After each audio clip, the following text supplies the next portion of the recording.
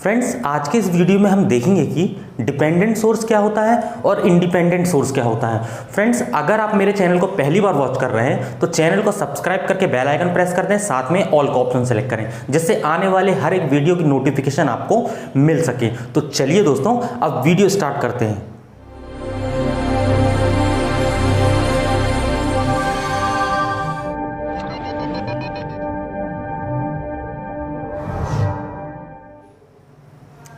Friends, अपने electrical engineering में दो टाइप के सोर्स होते हैं, एक डिपेंडेंट सोर्स होता है और एक इंडिपेंडेंट सोर्स होता है। फ्रेंड, दोनों सोर्स डिफरेंट है, इनके फंक्शन भी बिल्कुल भी डिफरेंट है। जो अपना डिपेंडेंट सोर्स होता है, इसके वर्ड से ही आपको समझ में आ रहा होगा, ये डिपेंडेंट है, यानी ये एक ऐसा सोर्स है कि दूसरे के ऊपर ये डिपेंडेंट होता है, इसीलिए इसको डिपेंडेंट सोर्स बोलते हैं। और जो इंडिपेंडेंट सोर्स होता है, ये इंडिपेंडेंट होता है, ये किसी के ऊपर डिपेंड नहीं होता है, इसीलिए इसको इंडिपेंडेंट बोलते हैं। तो चलिए दोस्तों, आप अपन जान लेते हैं कि डिपेंडेंट सोर्स के क्या क्या सिंबल होते हैं। फ्रेंड्स, जो डिपेंडेंट सोर्स होता है, अगर अपना एसी वोल्टेज होगा तो इसका ये सिंबल होगा, देखिए आप, ये डिपेंडेंट सोर्स का सिंबल मैं बता रहा हूं, ठीक है।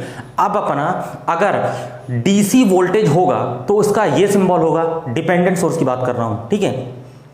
अब अपना अगर एसी करंट होगा तो डिपेंडेंट सोर्स में उसका ये सिंबल होगा, ठीक है, एसी करंट में। और अगर अपना डीसी करंट होगा तो इसका ये सिंबल होगा, देखिए फ्रेंड, देखिए चारों का मैंने बताया है, वोल्टेज, ठीक है, AC voltage, DC voltage, AC current और डीसी करंट, चारों के सिंबल अब आप लोगों को पता चल गए हैं। अब अपन देख लेते हैं कि इंडिपेंडेंट सोर्स के लिए क्या क्या सिंबल होते हैं। फ्रेंड्स, देखिए इंडिपेंडेंट सोर्स की अगर अपन बात करते हैं तो अगर एसी वोल्टेज है तो इसका ये सिंबल होगा, देखिए ये इस तरीके का सिंबल होता है। अब अपन डीसी वोल्टेज की बात करते हैं, ठीक है, इंडिपेंडेंट सोर्स में, तो उसका ये सिंबल होता है। आप लोग सिंबल अच्छे से देख लीजिए। अब अपन देख लेते हैं कि अगर एसी करंट होगा इंडिपेंडेंट सोर्स में तो इसका देखिए ये सिंबल होगा। अब अपन देख लेते हैं कि डीसी वोल्टेज होगा इंडिपेंडेंट सोर्स में तो उसका देखिए ये सिंबल होगा। तो फ्रेंड्स, अब आप लोगों ने सिंबल देख लिए हैं, अब मैं आप लोगों को डिटेल में इसको एक्सप्लेन कर दूंगा कि इंडिपेंडेंट सोर्स क्या होता है और डिपेंडेंट सोर्स क्या होता है। तो चलिए दोस्तों, अब मैं आप लोगों को वो भी बता देता हूं। फ्रेंड्स, सबसे पहले अपन देख लेते हैं कि डिपेंडेंट सोर्स क्या होते हैं। फ्रेंड्स, इसका जो वर्ड है डिपेंडेंट सोर्स, इसका मतलब ये होता है कि ये किसी दूसरे के ऊपर डिपेंड होता है ये सोर्स। और इसके चार टाइप के डिपेंडेंट सोर्स होते हैं, जैसे कि voltage dependent voltage source, current dependent voltage source, voltage dependent current source और current dependent current source. Friends, अब अपन फर्स्ट की बात कर लेते हैं कि वोल्टेज डिपेंडेंट वोल्टेज सोर्स क्या होता है। देखिए फ्रेंड्स, ये बिल्कुल भी इजी है।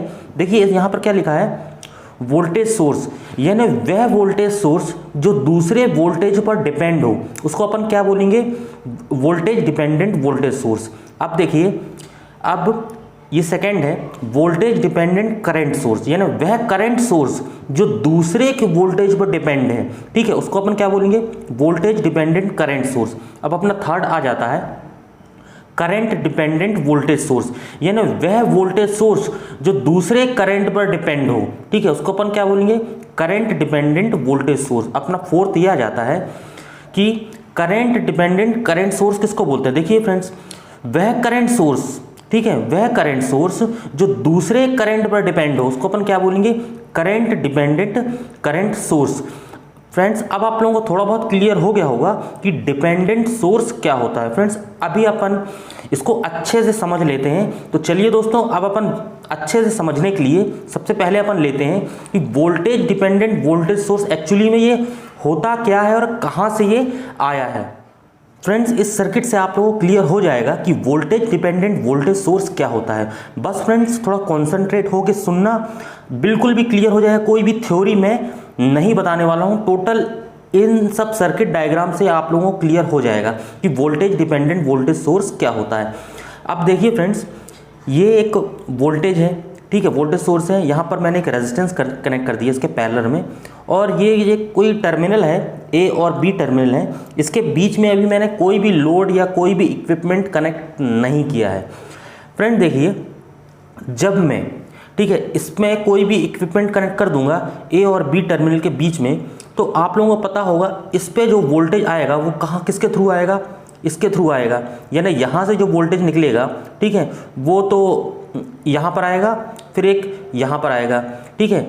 अब आप लोग ये देख रहे होंगे कि इस पे, इस वाले लोड पे, ठीक है, किसके थ्रू आ रहा है, इसके थ्रू आ रहा है, और इस पे किसके थ्रू आ रहा है, इसके थ्रू आ रहा है। फ्रेंड्स इसका मतलब है ना ये है कि ये वाला जो रेजिस्टेंस है, ठीक है, इस रेजिस्टेंस में अपना कोई भी वोल्टेज नहीं है, ठीक है। इसको वोल्टेज कहाँ से मिल रहा है, इसको इस सोर्स से मिल रहा है। तो यानी ये वाला जो रेजिस्टेंस है, ठीक है, तो ये किसके ऊपर डिपेंड कर रहा है, ये इस वाले वोल्टेज पर, यानी मेन वोल्टेज पर डिपेंड कर रहा है। इसीलिए अपन इसको क्या बोलेंगे, ये वोल्टेज सोर्स, यानी वह वोल्टेज सोर्स जो दूसरे वोल्टेज पर डिपेंड हो, ठीक है। इसीलिए इसको क्या बोलेंगे अपन, वोल्टेज डिपेंडेंट वोल्टेज सोर्स। अब देखिए इस रेजिस्टेंस को मैंने रिप्लेस करके, यानी रेजिस्टेंस है एक्चुअल में, ठीक है, लेकिन यहाँ पर वोल्टेज मैंने ये लगा दिया है, ठीक है। ये क्या है, डिपेंडेंट सोर्स है। डिपेंडेंट सोर्स का आप लोगों को पता है कि जो अपना सिंबल होता है वो इस तरीके का होता है, डायमंड शेप का, इसलिए मैंने ये लगा दिया है, ठीक है। रेजिस्टेंस को हटा के मैंने ये लगा दिया ताकि आप लोगों को क्लियर हो जाए, ठीक है। यानी यहाँ पर जो वोल्टेज होगा, इस रेजिस्टेंस में जो भी वोल्टेज होगा, ठीक है, वो रेजिस्टेंस का तो वोल्टेज है नहीं, ठीक है, वो वोल्टेज किसका है, मेन वोल्टेज का है। इसीलिए मैंने यहाँ पर एक वोल्टेज सोर्स कनेक्ट कर दिया है, ठीक है। वो कौन सा वोल्टेज सोर्स है, ये डिपेंडेंट वोल्टेज सोर्स है ये। अब देखिए ये डिपेंडेंट वोल्टेज सोर्स आ गया है ये, तो आप लोगों को क्लियर हो गया है अब कि इस पे जो वोल्टेज है वो किसके थ्रू आ रहा है, मेन वोल्टेज के थ्रू आ रहा है, ठीक है। तो इसीलिए इसको क्या बोलते हैं, वोल्टेज डिपेंडेंट वोल्टेज सोर्स, यानी इसका कोई वोल्टेज नहीं है, ठीक है। वोल्टेज कहाँ से मिल रहा है अपन को, मेन वोल्टेज से, ठीक है। अब देखिए इसका एक और एग्जांपल ले लेता हूं मैं, ठीक है। मान लो फ्रेंड्स यहाँ पर वोल्टेज 10 वोल्टेज है, ठीक है। अब ये 10 वोल्टेज मैंने कहने एज्यूम कर लिया है, कितना भी हो सकता है, यहाँ पर 5 हो सकता है, 10 हो सकता है, 15 हो सकता है, 20 हो सकता है, कोई भी कितना भी हो सकता है, ठीक है फ्रेंड्स। अब देखिए यहाँ पर जो वोल्टेज है, यहाँ पर मान लो VAB के अक्रॉस, ठीक है, V वोल्टेज मान लो मुझे मिल रहा है। अब फ्रेंड्स मैं मान लेता हूँ, ठीक है, 10 को मैं हटा के मैं एक यहाँ पर ये माइक्रो, ठीक है, म्यू VDC लिख लेता हूँ, यानी इन दोनों के अक्रॉस मान लो कितना वोल्टेज है, mu VDC is equal to V। आप लोगों को पता होगा यहाँ पर भी वोल्टेज इक्वल होगा और यहाँ पर भी वोल्टेज इक्वल होगा, क्योंकि ये एक दूसरे के पैरेलल में है। पैरेलल में वोल्टेज हमेशा सेम होता है, ठीक है। करंट तो डिवाइड होता है लेकिन वोल्टेज सेम होता है पैरेलल कनेक्शन में। अब देखिए, अब मैं इसको अगर सॉल्व करूँगा, ये मैं यूनिट निकालने के लिए सॉल्व कर रहा हूँ कि इसकी यूनिट कितनी आएगी। देखिए अब मैं म्यू इजिकल टू कितना आ जाएगा, V/VDC आ जाएगा। अब आपको पता है वोल्टेज की यूनिट क्या होती है, वोल्ट होती है, और VDC यहाँ पर भी वोल्टेज है, इसकी भी यूनिट क्या होती है, वोल्ट होती है। अब इन दोनों को सॉल्व करूँगा तो ये दोनों एक दूसरे से कैंसिल आउट हो जाएंगे, तो कितना बचेगा, 1 बचेगा। इसका मतलब 1 बचेगा, इसका मतलब इसकी कोई भी यूनिट नहीं होगी। वोल्टेज डिपेंडेंट वोल्टेज सोर्स की कोई भी यूनिट नहीं होगी। फ्रेंड्स अब आप लोगों को क्लियर हो गया होगा कि वोल्टेज डिपेंडेंट वोल्टेज सोर्स क्या होता है और ये कहाँ से आया है, और अपन इसको क्यों बोलते हैं वोल्टेज डिपेंडेंट वोल्टेज सोर्स। तो चलिए दोस्तों अब अपन बात कर लेते हैं कि वोल्टेज डिपेंडेंट करंट सोर्स क्या होता है। फ्रेंड्स देखिए ये है वोल्टेज डिपेंडेंट करंट सोर्स। मैं पहले भी आपको बता चुका हूँ इसका मतलब क्या है। फ्रेंड्स वह करंट सोर्स जो दूसरे वोल्टेज पर डिपेंड हो उसी को अपन क्या बोलते हैं, वोल्टेज डिपेंडेंट करंट सोर्स। चलिए इसको मैं इस जो सर्किट डायग्राम है उससे मैं आप लोगों को एक्सप्लेन कर देता हूँ। आप देखिए यहाँ पर ये एक वोल्टेज सोर्स लगा है, एक रेजिस्टेंस लगा है, A और B, ठीक है। ये कोई टर्मिनल है, ठीक है। अभी इन दोनों के बीच में मैंने कोई भी लोड कनेक्ट नहीं किया है, कोई भी इंस्ट्रूमेंट कनेक्ट नहीं किया है। अब देखिए CD के अक्रॉस जो रेजिस्टेंस लगा है वो R है, ठीक है, यहाँ पर वोल्टेज है।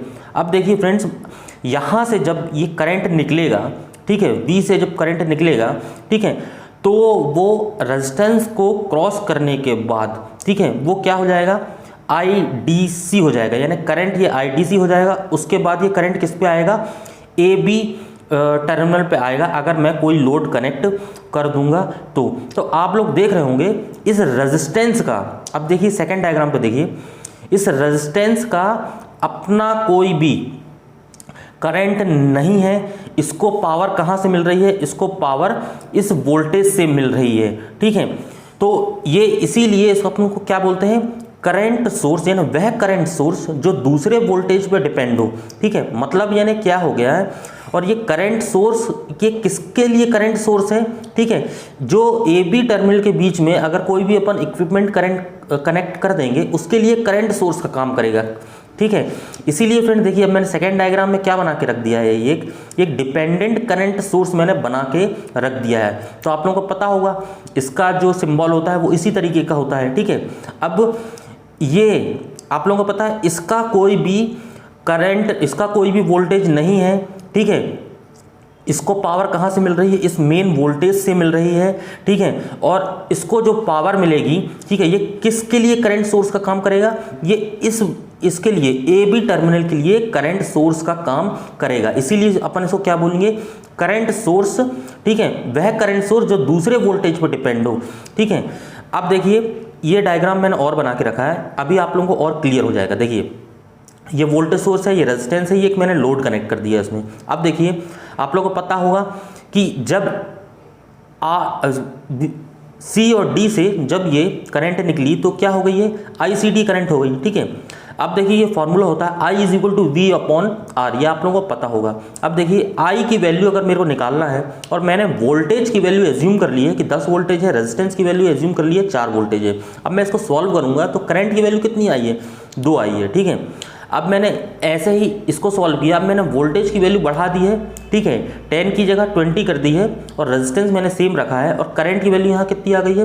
5 आ गई है। तो आप देख रहे होंगे कि जैसे जैसे वोल्टेज इंक्रीज करते जा रहे हैं वैसे वैसे करंट की वैल्यू भी इंक्रीज होती जा रही है। तो इसका मतलब यानी क्या हो गया कि ये वाला जो सोर्स है वो क्या है? वोल्टेज पर डिपेंड है, यानी वोल्टेज की वैल्यू जैसे अपन इंक्रीज करते जा रहे हैं तो करंट की वैल्यू अपने आप इंक्रीज होती जा रही है।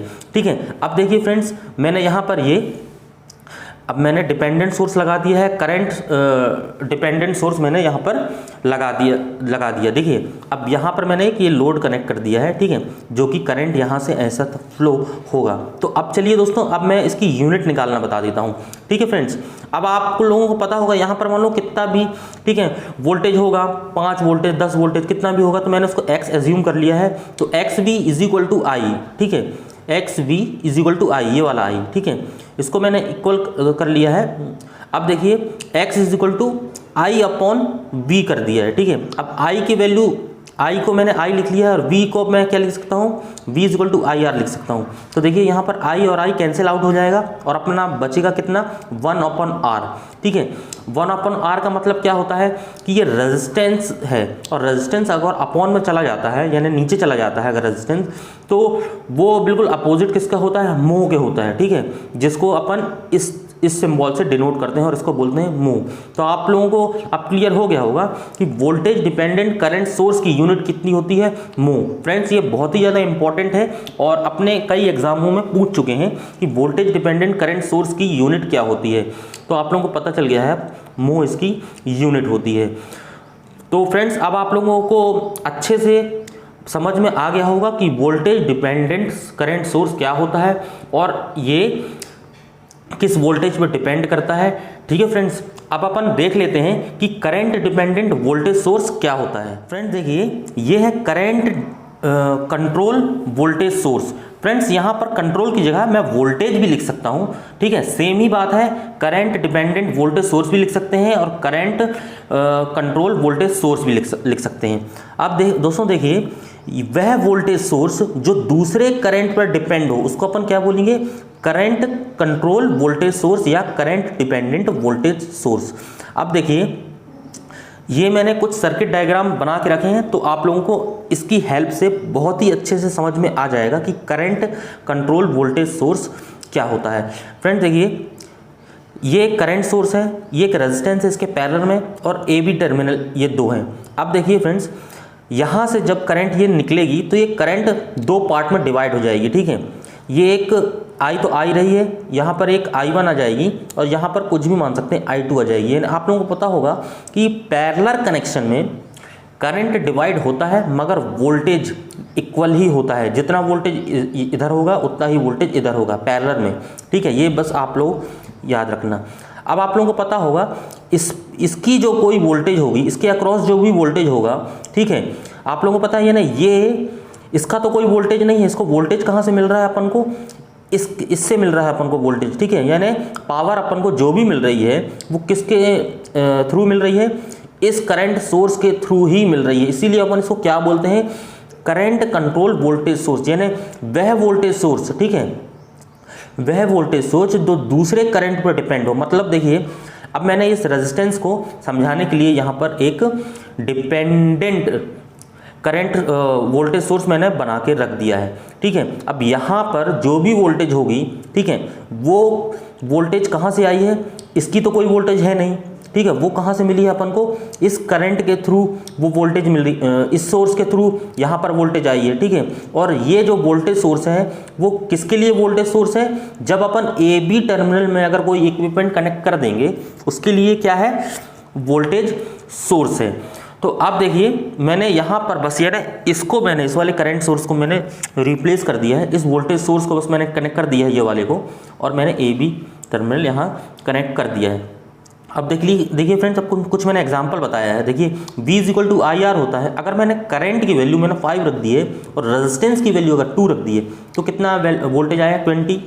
और वोल्टेज अब एक और एग्जांपल है, यहाँ पर करंट की वैल्यू मैंने 10 रख दी है और रेजिस्टेंस की वैल्यू 2 रख दी है, तो अब कितना आया है, 20। तो आप देख रहे होंगे कि जब मैं करंट की वैल्यू इंक्रीज कर दे रहा हूँ तो वोल्टेज की वैल्यू भी इंक्रीज हो रही है। इसका मतलब है ना, ये क्या है कि इसीलिए इसको बोल रहे हैं कि वह वोल्टेज सोर्स, ठीक है, जो करंट के ऊपर डिपेंड हो। यहाँ पर देखिए, करंट की वैल्यू जैसे इंक्रीज कर दे रहा हूँ तो वोल्टेज की वैल्यू इंक्रीज हो जा रही है, इसीलिए क्या है ये, ठीक है, करंट कंट्रोल वोल्टेज सोर्स, यानी करंट के थ्रू ये बढ़ भी जा रहा है और ये कम भी हो जा रहा है। अब अगर मैं इसकी यूनिट निकालूंगा तो देखिए इसकी यूनिट अपन कैसे निकालेंगे, ये वोल्टेज सोर्स है, यहाँ पर मान लो कुछ भी वोल्टेज हो सकता है, 5, 10, 20, 30, ठीक है, मैंने x वोल्टेज ले लिया है, ठीक है। तो x V = IR होता है, ठीक है। अब यहाँ पर मान लो कुछ भी है, जैसे मान लो x = I = V मैंने ले लिया है, ठीक है। अब x I = V, ठीक। अब मैं x की वैल्यू निकालूंगा तो V/I आएगी इसमें, और v की वैल्यू, v को अपन क्या लिख सकते हैं, IR लिख सकते हैं, और अपन I है ये, ठीक है। अब ये I और I कैंसिल आउट हो जाएंगे और बचेगा कितना, मात्र रेजिस्टेंस बचेगा। तो इसकी जो यूनिट आ गई है, करंट कंट्रोल वोल्टेज सोर्स की जो यूनिट आएगी वो कौन सी यूनिट है, रेजिस्टेंस इसकी यूनिट है। तो फ्रेंड्स, अब आप लोगों को क्लियर हो गया होगा कि करंट कंट्रोल वोल्टेज सोर्स क्या होता है। तो चलिए दोस्तों, अब अपन देख लेते हैं कि करंट डिपेंडेंट करंट सोर्स क्या होता है। फ्रेंड्स देखिए, ये है करंट डिपेंडेंट करंट सोर्स। आप लोग को समझ में आ रहा होगा, वह करंट सोर्स जो दूसरे करंट पर डिपेंड हो उसको अपन क्या बोलेंगे, करंट डिपेंडेंट करंट सोर्स। यानी आप देखिए, ये करंट सोर्स मैंने लगा के रखा है, एक रेजिस्टेंस है और ये 2 टर्मिनल है। अब देखिए, इस रेजिस्टेंस का तो फ्रेंड्स कोई भी, ठीक है, करंट होगा नहीं, ठीक है, इसका तो कोई भी सोर्स है नहीं, तो इसको अब पावर कहाँ से मिल रही है, इस करंट सोर्स के थ्रू मिल रही है, ठीक है। और ये इस पे जो भी करंट होगा, ठीक है, तो ये किसके लिए करंट सोर्स का काम करेगा, ए बी टर्मिनल में अगर कोई इक्विपमेंट और इंस्ट्रूमेंट अगर अपन कनेक्ट करेंगे तो वो इसके लिए सोर्स का काम करेगा, ठीक है। इसीलिए इसको क्या बोलते हैं अपन, करंट सोर्स करंट सोर्स, यानी वह करंट सोर्स जो दूसरे करंट पर डिपेंड हो। यानी यहाँ पर जो भी करंट होगा वो किस पर डिपेंड होगा, इस करंट पर डिपेंड होगा। चलिए एग्जांपल समझ लेते हैं, ठीक है। देखिए, यहाँ से मान लो करंट चलेगी, ठीक है, ये एक रेजिस्टेंस के थ्रू निकलेगी करंट, तो अब करंट अपनी कितनी होगी, ICD हो गई करंट। इसीलिए मैंने यहाँ पर एक, ठीक है, डिपेंडेंट करंट सोर्स का मैंने एक सिंबल बना लिया है, ठीक है। अब ये वाली करंट अपनी कहाँ आएगी, ये AB में आ जाएगी, और ये वाला इसमें जो भी करंट होगा वो किस पे डिपेंड करेगा, इस पे डिपेंड करेगा। इसीलिए अपन इसको क्या बोल रहे हैं, वह करंट सोर्स जो दूसरे करंट पर डिपेंड हो। फ्रेंड्स, एक्चुअली में क्या होता है, यहाँ से जब करंट चलता है, ठीक है, ये क्या होता है, यहाँ पर तो कोई सोर्स लगा नहीं है, ठीक है। यहाँ पर जो भी पावर आएगी, जो भी वोल्टेज करंट आएगा वो किसके थ्रू आएगा, इस सोर्स के थ्रू आएगा, ठीक है। तो और इसको जो पावर मिलेगी, ए बी टर्मिनल में अगर कोई भी इंस्ट्रूमेंट कनेक्ट कर दूंगा मैं, ठीक है, इस पर किसके थ्रू पावर मिलेगी, ठीक है, इस सोर्स के थ्रू पावर मिलेगी। तो यानी ये ए बी के लिए ये करंट सोर्स का काम करता है, ठीक है। अब देखिए, अब अगर अपन इसकी यूनिट निकालेंगे तो क्या होगा, इसको मैंने देखिए करंट सोर्स यहाँ पर एक मैंने करंट कनेक्ट कर दिया है, ठीक है। और देखिए अब मैंने ये वाले करंट सोर्स को रिप्लेस कर दिया है, ठीक है, मात्र ये वाला मैंने करंट कनेक्ट कर दिया है, ठीक है। अब देखिए x I is equal to I, ठीक है, x I is equal to I मैंने लिख दिया यहाँ पर। तो एक्स क्या है, एक्स यानी कोई भी वैल्यू है, ठीक है, एक्स कोई भी वैल्यू है, लेकिन मैंने यहाँ पर एज्यूम कर लिया है कि एक्स है, तो x is equal to I upon I लिखेंगे अपन, ठीक है। इसको सॉल्व करेंगे, कितना आएगा, 1 आ जाएगा। तो इसकी यूनिट क्या आएगी, यूनिट यानी 1 यानी यूनिट लेस हो जाता है, ठीक है। तो फ्रेंड्स अब आप लोगों को क्लियर हो गया होगा कि करंट डिपेंडेंट करंट सोर्स की यूनिट क्या होती है, ये यूनिट लेस होता है, और करंट डिपेंडेंट करंट सोर्स का मतलब क्या होता है, इसका यानी मीनिंग क्या होती है। तो चलिए दोस्तों अब अपन देख लेते हैं कि इंडिपेंडेंट सोर्स क्या होता है। फ्रेंड्स जो अपना इंडिपेंडेंट सोर्स होता है बिल्कुल भी अपोजिट होता है डिपेंडेंट सोर्स से। ये इसकी जो वैल्यू है वो वैल्यू बिल्कुल भी इंडिपेंडेंट होती है, वो किसी पे डिपेंड नहीं करती है, इसीलिए इसको बोलते हैं इंडिपेंडेंट सोर्स। मैं फिर आप लोगों को बता देता हूँ, इस पे जो भी वैल्यू होगी वोल्टेज और करंट की वो किसी पे डिपेंड नहीं करती है, वो इंडिपेंडेंट होती है। बिल्कुल अपोजिट होता है ये इंडिपेंडेंट सोर्स अपने डिपेंडेंट सोर्स से, इसीलिए इसको बोलते हैं इंडिपेंडेंट सोर्स। फ्रेंड्स अगर आपको इस वीडियो से थोड़ा भी नॉलेज मिला हो और कुछ सीखने को मिला हो, अगर आप जान गए हैं कि डिपेंडेंट सोर्स क्या होता है और इंडिपेंडेंट सोर्स क्या होता है, तो फ्रेंड्स वीडियो को लाइक ज़रूर करना। और फ्रेंड्स मेरे चैनल की जो प्लेलिस्ट है उस पर भी विजिट करना। देखिए ये मेरी चैनल की प्लेलिस्ट है और ये मेरे चैनल का आइकन है, इसको प्रेस करके आप सब्सक्राइब कर सकते हैं। फ्रेंड्स हो सके तो इस वीडियो को ज़्यादा से ज़्यादा लोगों को शेयर करिए ताकि उनको भी इंफॉर्मेशन मिल सके। तो फ्रेंड्स मिलता हूँ मैं आप लोगों से अगली वीडियो में, तब तक के लिए bye bye and take care.